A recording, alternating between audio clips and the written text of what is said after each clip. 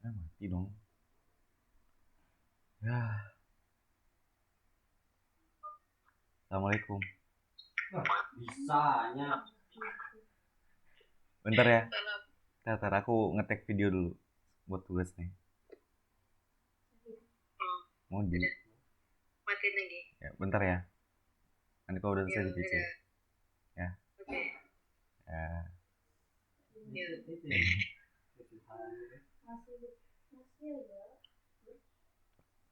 Gitu memang gue cinta.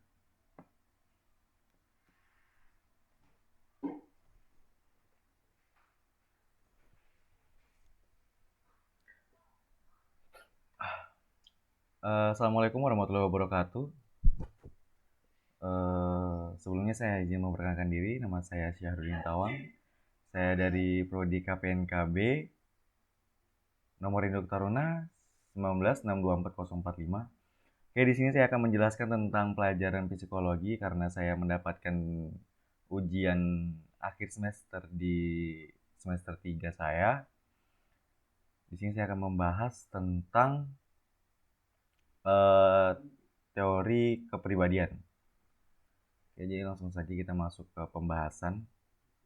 Jadi bagi Anda yang pengen mengetahui apa itu teori kepribadian ya, jadi mohon disimak sampai akhir, sampai habis. Oke, lanjut. Oke. Teori kepribadian. Teori kepribadian itu adalah merupakan suatu tingkah laku yang menjadi pembeda antara individu yang satu dengan individu yang lainnya. Karena kepribadian yang dimiliki setiap individu tidak sama. Memang sebetulnya tidak sama sih. Setiap orang kan memang beda-beda. Apalagi pola pikirnya itu pasti beda-beda.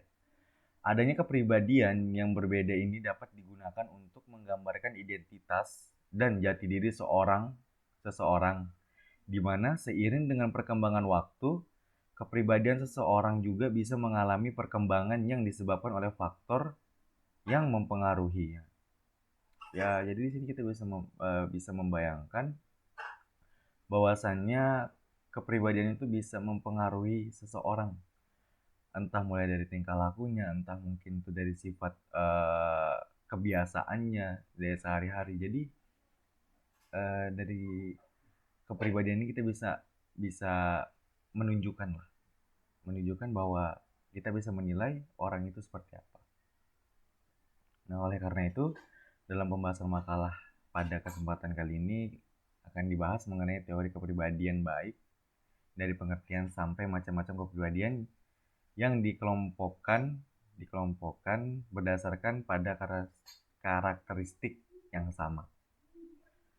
Untuk teori kepribadian. Untuk memahami teori kepribadian, terlebih dahulu dijelaskan tentang pengertian teori. Teori dapat diartikan sebagai model tentang kenyataan yang membantu kita untuk memahami, menjelaskan, memprediksikan, dan mengontrol tentang kenyataan tersebut. Itu dikelola dari Gorge, apa nih siapa? Dioger. Buat saya pokoknya penyebutan bahasanya gitulah. Ya, saya mati kata kalau bahasa Inggris. Lanjut. Teori juga dapat diartikan sebagai satu, sekumpulan atau seperangkat asumsi, dugaan, perkiraan, atau tanggapan yang relevan dan secara sistematis saling berkaitan. Kedua, hipotesis atau spekulasi tentang kenyataan realistis yang belum diketahui sebenarnya ada kebenarannya secara pasif sebelum diverifikasi untuk menguji dalam kenyataan. Dan yang ketiga, sekumpulan asumsi tentang keterkaitan antara peristiwa-peristiwa empiri, empiris atau fenomena. Itu yang bisa disebut fenomena. Oke, lanjut, kita langsung masuk ke selanjutnya. Ada kepribadian yang merupakan terjemahan dari bahasa Inggris, personality. Untuk memperoleh pemahaman tentang kepribadian ini, berikut dikemukakan beberapa pengertian dari para ahli. Yang pertama, ada dari Woodward mengemukakan bahwa kepribadian merupakan kualitas tingkah laku atau individu. Memang kadang kepribadian itu bisa menggambarkan tingkah laku seseorang.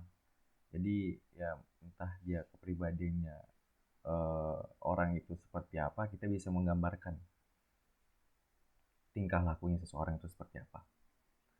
Dan kadang kita juga bisa menebak gitu.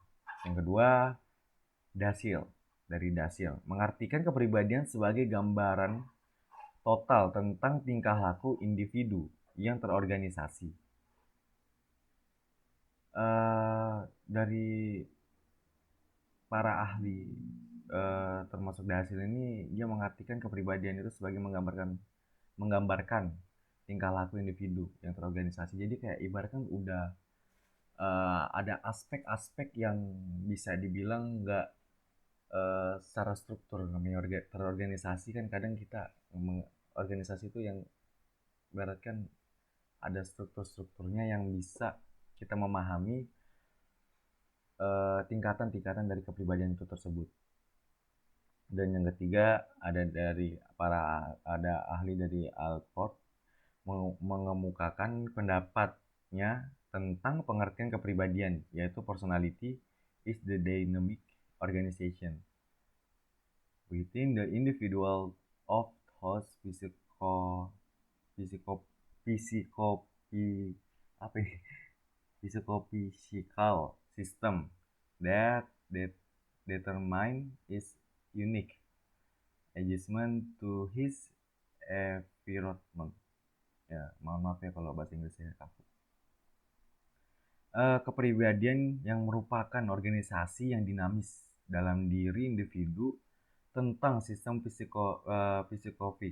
psikofisik yang menentukan penyesuaian yang unik terhadap lingkungannya.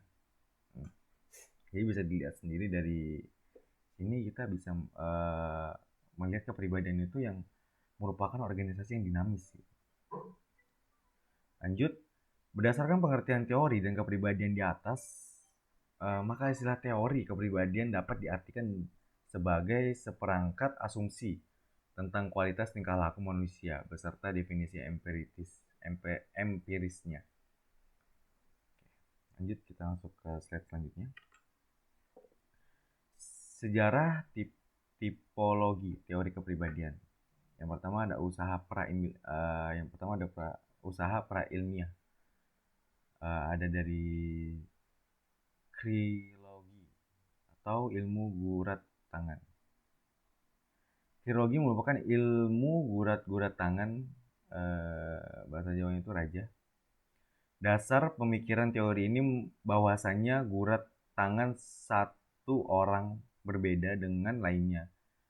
Macam gurat tangan sebanyak jumlah orangnya. Jika seseorang memahami perbedaan-perbedaan dan sifat-sifat khusus gurat tangan, maka orang tersebut mengenal perbedaan dan sifat-sifat khas orangnya.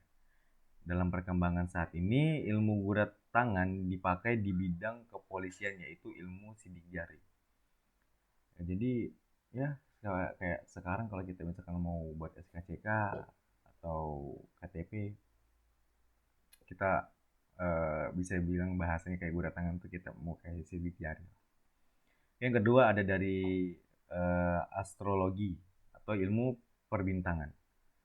Dasar pemikiran teori ini bahwasanya terdapat pengaruh kosmis terhadap manusia. Pada saat seseorang dilahirkan, ia ada dalam posisi tertentu terhadap benda-benda angkasa. Ya, impressive. Oke, selanjutnya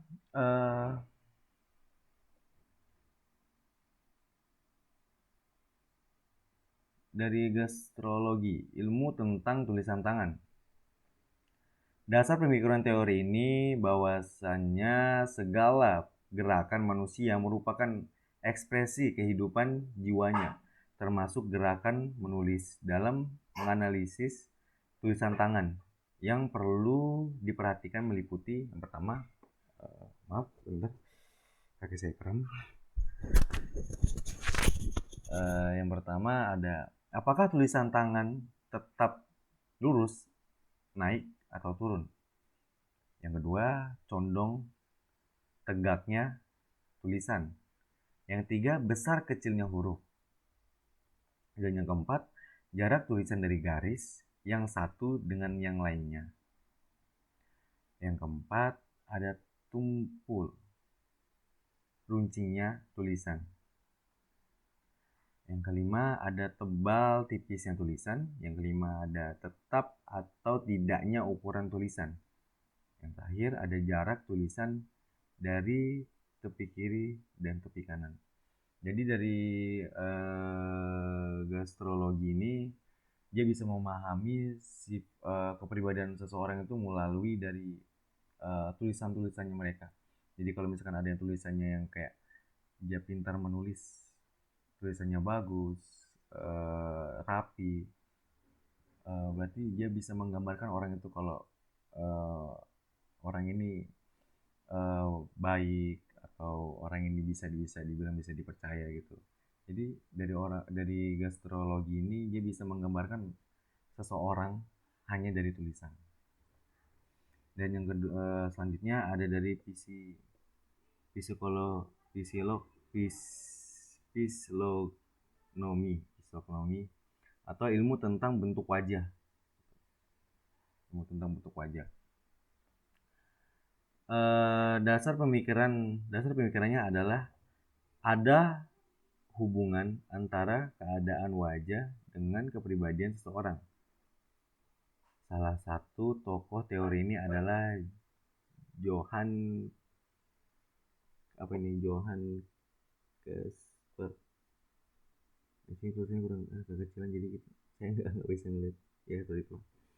Johann apa sih? Cok. Kecil banget tulisannya.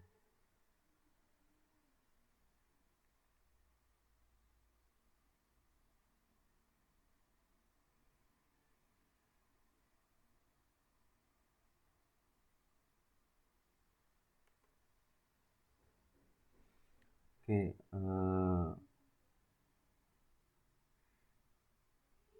selanjutnya ada dari fisiognomi atau ilmu tentang bentuk wajah. Dasar pemikirannya adalah ada hubungan antara keadaan wajah dan kepribadian seseorang. Salah satu tokoh teori ini adalah Johann Casper Lavater dari 1741 sampai 1801. Ia merinci teori tentang keadaan wajah sebagai berikut. Yang pertama, keadaan dahi dan kening adalah petunjuk untuk mengerti tentang kecerdasan seseorang. Yang kedua, hidung dan pipi dipakai sebagai petunjuk untuk memberikan tanda mengenai halus atau kasarnya seseorang.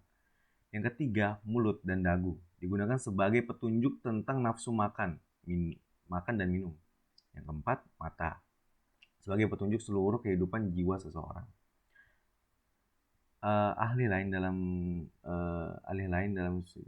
Sujanto dari tahun 1986 menyatakan bahwa wajah bulat menandakan orangnya sabar, lembut, dan tenang. Wajah bulat panjang orangnya lincah, banyak ngomong, dan periang. Jadi dari ilmu tentang bentuk wajah atau yang disebut dengan fisiognomi ini mereka mengetahui tentang sifat atau kepribadian orang hanya melalui bentuk wajah, dari bentuk wajah gitu ya.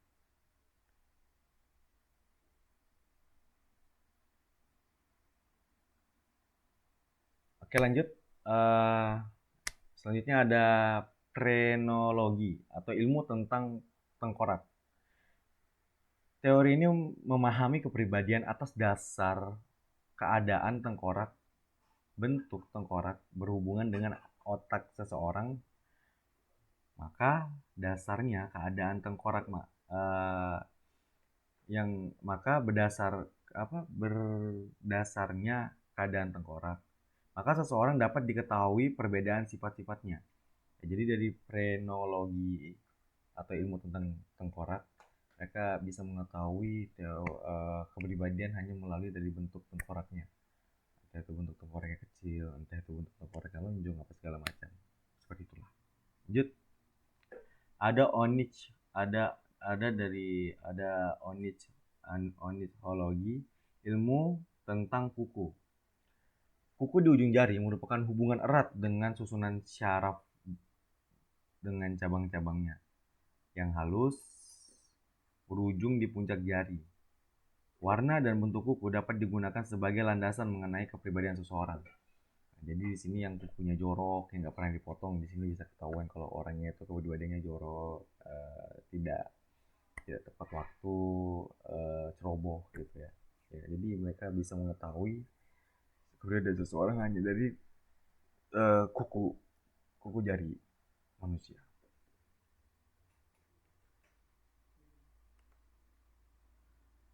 Oke, lanjut. Yang ketiga ada tipologi teori kepribadian yang lain. Pertama ada tipologi mazhab Italia.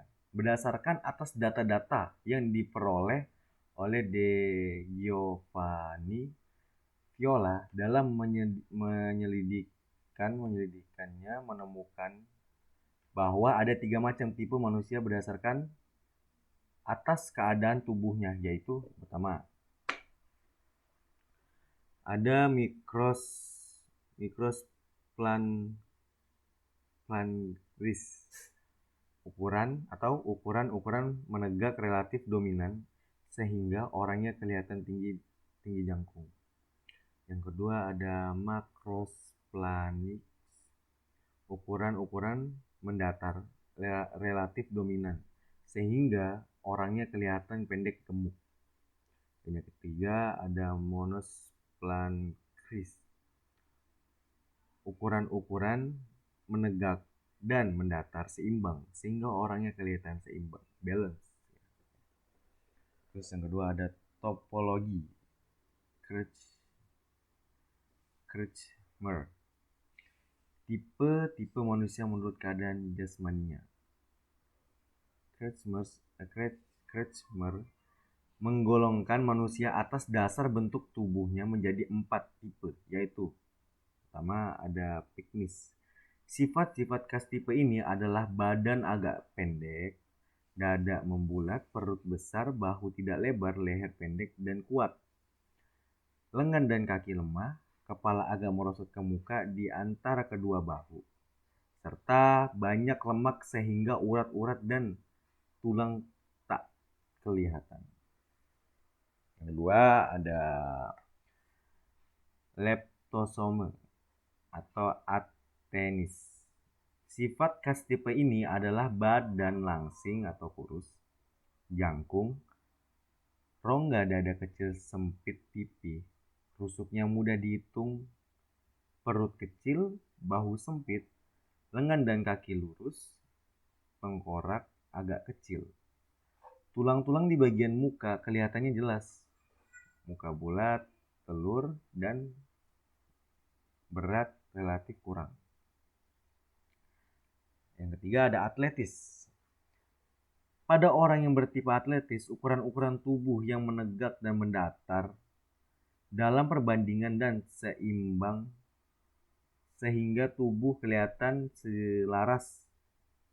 Tipe ini dapat dipandang sebagai sintesis dan tipe piknis dan tipe leptosome.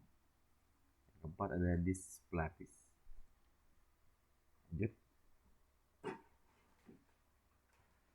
Lanjut kita masuk ke tipe-tipe manusia menurut temperamennya. Yang pertama ada tipe schizotype. Orang yang bertemperamen schizotype, sifat-sifat jiwanya bersesuaian dengan para penderita schizophrenia. Golongan ini sukar mengadakan kontak dengan dunia sekitarnya, suka mengasingkan diri, ada kecenderungan ke arah autis, menutup diri sendiri hidup dengan diri sendiri. Ya mungkin bisa dibilang seperti kalau orang pada umumnya bisa dibilang kayak ya orang introvert lah. Orang introvert. Yang kedua ada dari tipe Craig Lot Time. Team.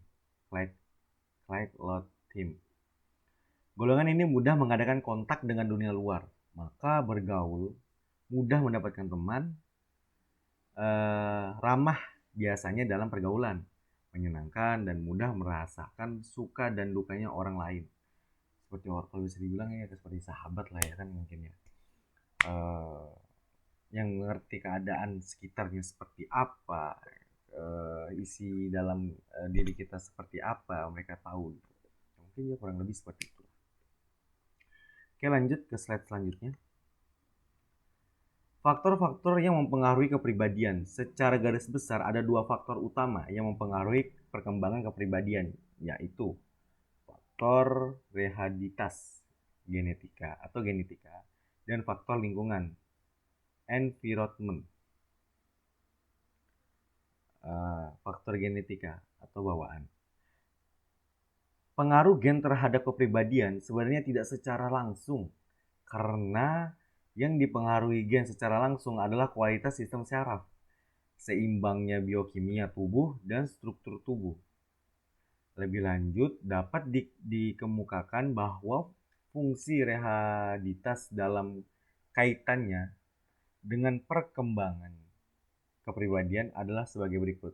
Pertama, sumber bahan mentah, raw materials kepribadian seperti fisik, inteligensi, dan temperamen. Terus yang kedua ada membatasi perkembangan kepribadian meskipun kondisi lingkungannya sangat baik atau kondusif. Perkembangan kepribadian itu tidak bisa melebihi kapasitas atau potensi rehabilitas. Membawa dan selanjutnya membawa pengaruh keunikan kepribadian. Yang kedua, kita sini ada faktor lingkungan, environment, atau biasa disebut environment. Faktor lingkungan yang mempengaruhi kepribadian diantaranya keluarga, kebudayaan, dan sekolah. Lanjut. Yang pertama, keluarga. Keluarga dipandang sebagai penentu utama pembentukan kepribadian anak. Alasannya yaitu keluarga merupakan kelompok sosial pertama yang menjadi pusat identitas anak. Anak yang menghabiskan waktunya di lingkungan keluarga adalah para anggota keluarga merupakan significant people bagi pembentukan kepribadian anak. Keluarga juga dipandang sebagai lembaga yang dapat mempengaruhi kebutuhan insani atau manusiawi, terutama bagi perkembangan kepribadiannya dan mengembangkan ras manusia melalui perlakuan dan perawatan yang baik dari orang tua. Perlakuan orang tua yang penuh kasih sayang sehingga mampu menciptakan suasana keluarga yang harmonis dan mampu memberikan pendidikan nilai-nilai kehidupan, baik nilai agama maupun nilai sosial budaya yang diberikan kepada anak merupakan faktor yang kondusif untuk mempersiapkan anak menjadi kepribadian dan warga masyarakat yang sehat dan produktif. Nah, jadi kepribadian itu bisa berubah atau bisa ditentukan juga bisa berpengaruh juga dari keluarga. Kadang juga ada orang yang bisa kuat dalam kepribadiannya, tetap menjadi kepribadian yang baik walaupun keluarganya bisa dibilang mohon maaf broken home, itu mungkin karena pendiriannya memang udah baik gitu. Dari ajaran-ajaran orang tua yang udah diberikan atau apa yang udah dia dapatkan dari keluarganya, udah siap mental ketika keluarganya mengalami broken home. Yang kedua ada kebudayaan. Kluckhohn mendapatkan bahwa kebudayaan meregulasi atau mengatur kehidupan ketika dari mulai lahir sampai mati, baik disadari maupun tidak disadari. kebudayaan mempengaruhi kita untuk mengikuti pola-pola perilaku tertentu yang telah dibuat orang lain untuk kita. Lanjut. Kebudayaan suatu masyarakat memberikan pengaruh terhadap setiap warga, baik yang menyangkut cara berpikir, cara memandang sesuatu, cara bersikap atau cara berperbedaan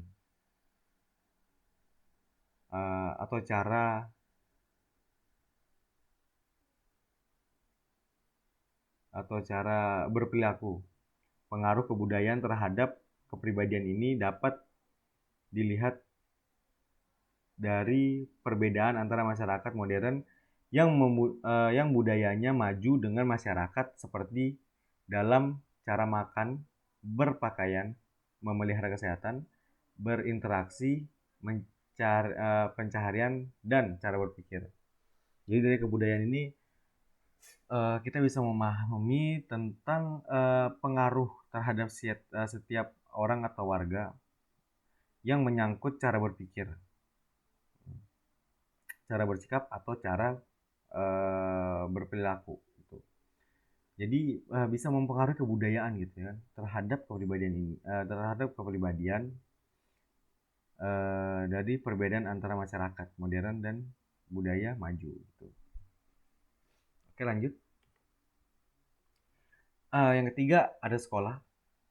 Faktor-faktor yang dipandang berpengaruh dalam kepribadian anak dalam lingkungan sekolah yaitu pertama ada iklim emosional kelas. Kelas yang iklim emosionalnya sehat atau guru bersikap ramah dan respect terhadap siswa dan begitu juga berlaku di antara sesama siswa, memberikan dampak yang positif bagi perkembangan psikis anak seperti merasa nyaman, bahagia, mau bekerja sama, termotivasi untuk belajar dan mau menaati peraturan. Yang kedua, ada sikap dan perilaku guru. Sikap dan perilaku guru ini tercermin dalam hubungannya dengan siswa yang dipengaruhi oleh beberapa faktor. Yang kelima, dari beberapa faktor. Faktor-faktor diantaranya yang pertama ada stereotip budaya terhadap guru atau pribadi dan profesi positif atau negatif. Yang kedua, sikap guru terhadap siswa. Yang ketiga, metode mengajar. Keempat, menegakkan disiplin dalam kelas. Dan yang kelima, menyesuaikan pribadi guru. Lanjut, di sini ketiga, disiplin atau tata tertib. Tata tertib ini ditunjukkan untuk membentuk sikap dan tingkah laku siswa.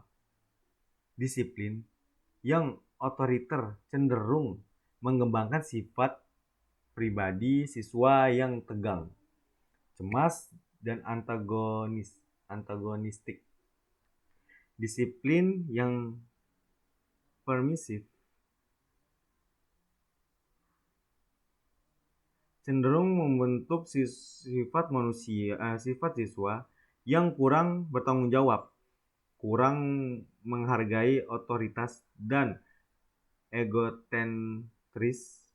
Sementara disiplin yang demokratis cenderung mengembangkan perasaan berharga, merasa bahagia, perasaan tenang, dan sifat bekerja sama. Yang keempat ada prestasi belajar. Prestasi belajar dapat mempengaruhi peningkatan harga diri dan rasa percaya diri siswa. Yang kelima ada penerimaan teman sebaya. Biasa penerimaan teman sebaya ini kita dapat melihat bahwasannya pengaruh dari pergaulan teman-teman sebayanya mereka, para siswa, yang dapat mempengaruhi kepribadian dari siswa itu sendiri gitu. Jadi kadang ya, kalau misalkan kita menerima teman sebaya kita ibaratkan dari kumpulan, ibaratkan dari kumpulannya aja udah baik, terus sering mengikut pengajian apa segala macam, otomatis kita bakal keikut gitu kan, ke hal-hal yang hal-hal yang positif. Beda halnya dengan kita berkumpul dengan orang-orang yang suka nyopet, minum apa segala macam, yang berbau-bau tidak mengenakan di telinga, kita juga bisa terbawa ke hal-hal yang negatif gitu. Jadi ini salah satu faktor gitu dari penerimaan teman sebaya. Uh, Oke, okay. Mungkin itu saja dari pembahasan malam ini tentang teori kepribadian. Jadi teori kepribadian itu menurut saya di psikologi. Oke, okay, mungkin itu saja yang bisa saya sampaikan pada pembahasan malam hari ini di uh, apa yang saya bahas ini. Mudah-mudahan apa yang saya bahas bisa menjadi apa ya, ilmu yang berguna ke depannya untuk orang-orang yang sudah menonton gitu. Jadi dari pembahasan malam ini tentang teori kepribadian itu sebenarnya sangat penting bagi kita untuk mengetahui apa saja yang uh, perilaku apa saja perilaku yang ingin kita tahu gitu. Contoh kayak misalkan kita punya teman yang wah ini teman kita ini baik tapi kok kadang dia sombong gitu. Ini teman kita jahat tapi kok kadang dia suka suka beramal gitu. Kita bisa melihat kepribadian mereka hanya dari teori kepribadian ini ya. Mungkin itu saja yang bisa saya sampaikan pada malam hari ini. Mudah-mudahan apa yang kita bahas bisa menjadi ilmu yang berguna bagi kita di masa kedepannya. Cukup dari saya. Terima kasih sudah menonton. Sebelumnya saya mengucapkan mohon maaf kalau misalkan ada salah kata atau hal yang tidak mengenakan untuk didengar. Mungkin itu saja. Wassalamualaikum warahmatullahi wabarakatuh. Terima kasih.